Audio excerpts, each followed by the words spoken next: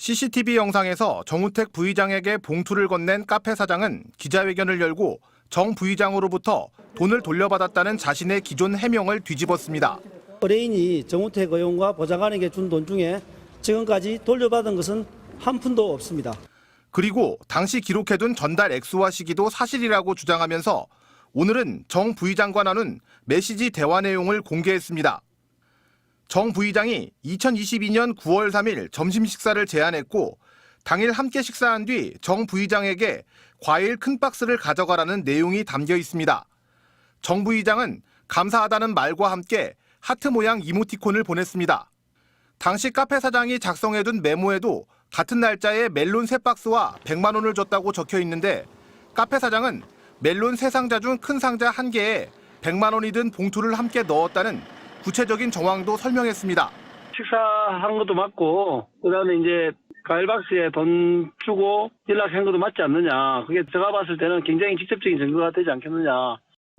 또 카페 사장은 정우택 부의장의 보좌관과 나눈 통화 내용도 공개했습니다. CCTV 영상이 보도된 뒤 보좌관이 자신을 고소하지 않겠다며 회유했다는 내용이라고 설명했습니다. 경찰에 어제 대표 여러 명 고소한 거 거기에 명단에 있거든. 근데 그거 빼러 가는 거야. 그러니까 걱정하지 마라. 그래. 또 보좌관으로부터 기자들의 이름과 연락처가 담긴 메시지가 왔고 정 부의장으로부터 돈 봉투를 돌려받은 것처럼 인터뷰했다고 말했습니다. 부장님이 혼자 와서 그렇게 돌려받을지 이렇게 말씀을 하셨었어요. 그래서 저희가 어쩔 수 없이 이렇게 말씀을 드렸던 부분이었었죠. 저희가 이제 돌려받지는 않았어요. 이에 대해 정우택 의원 측은 식당에서 함께 식사한 사실은 있지만 돈을 받았다는 내용은 모두 사실이 아니라고 반박했습니다. 메모장 내용 중에 돈을 줬다는 내용은 모두 허무맹랑한 일방적 주장인 것 같고요. 전혀 사실이 아니라고 이미 최초부터 명확히 밝힌 바가 있습니다. 정 부의장 측은 또 이번 폭로가 선거를 앞둔 악의적 정치 공작이라면서 관련자들이 사실에 기반해 수사에 임하길 바란다고 밝혔습니다. MBC 뉴스 김대웅입니다. 5.18 북한 개입 가능성 등을 주장한 도태우 변호사의 발언이 공개된 뒤 국민의힘 공천관리위원회는 충분히 검토했지만 별로 문제가 없다고 봤다고 했습니다. 다양성이라는 말까지 나왔습니다. 우리는 다양성을 중시하는 그런 당이잖아요. 그러니까 다양한 의견을 존중했고 저희들은 특별히 문제 없다고 봤습니다. 5.18 정신을 헌법에 넣겠다던 한동훈 국민의힘 비상대책위원장은 당의 입장은 명확하다면서도 구체적인 설명은 하지 않았습니다. 제가 취임 이후에 1월에 광주 5.18 묘역에서 했던 말 그대로입니다. 우리 당의 입장은 명확하다라는 것으로 답변드리겠습니다. 수도권 후보자들을 중심으로 당 내에서도 우려가 나오는 가운데 군부 독재라는 개념 자체를 부인하는 취지의 발언도 추가로 확인됐습니다.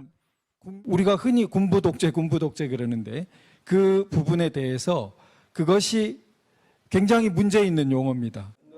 군부 독재 대신 낮은 단계의 법치와 민주주의로 불러야 한다며 전두환 정권 시절 언론기관들이 좀 제한은 받았지만 어떻게 보면 요즘보다 더 다양했다고 주장했습니다.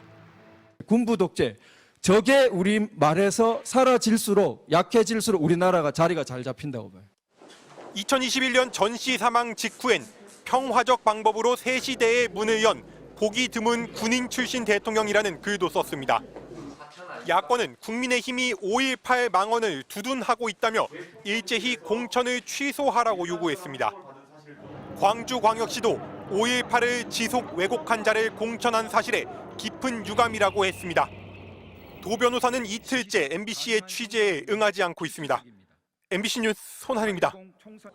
도합 7선의 전현직 의원이 출마해 관심을 모았던 서울 중성동 경선에선 하태경 의원과 이해운 전 의원이 결선 투표를 치릅니다. 이영 전 중기부 장관은 탈락했습니다. 현역 강세도 이어졌습니다.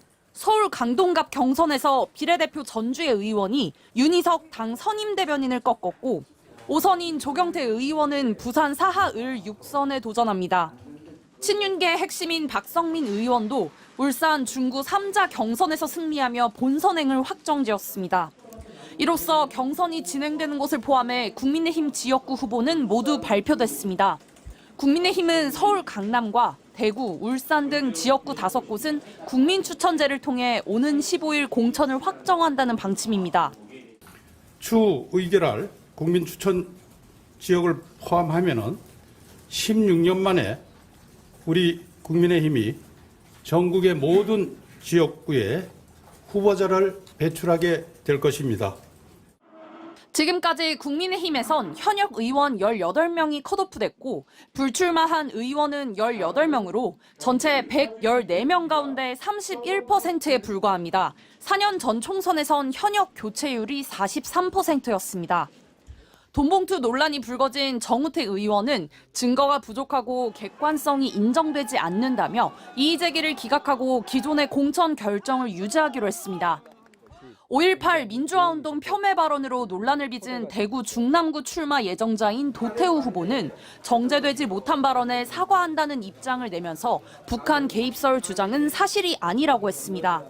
이뇨한 전 혁신위원장은 국민의힘 위성정당의 비례대표 공천을 신청했는데 선대위원장으로도 유력하게 검토되고 있습니다. 민주당에선 이재명 대표의 건의로 복당한 이현주 전 의원이 경기 용인정 경선에서 승리했습니다. 의정부 갑에선 1호 영입 인재인 박지혜 변호사가 문희상 전 국회의장의 아들을 꺾고 최종 후보로 확정됐습니다. MBC 뉴스 구승훈입니다.